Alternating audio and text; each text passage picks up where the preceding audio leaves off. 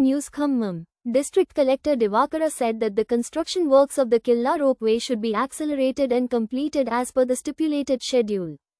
District Collector Divakara TS inspected the progress of the Killa ropeway construction works at the field level.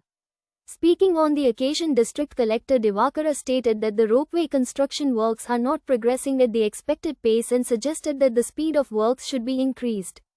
The collector made it clear that top priority should be given to quality in the ropeway construction. He suggested that as there is sheet rock in the fort area, the geographical conditions should be thoroughly examined in coordination with a geologist. During this visit, District Tourism Officer Suman Chakravarti, Khammam Urban Mandal Tehsildar D. J. Chandra, concerned officials, engineering officials, and representatives of the construction agency accompanied the district collector.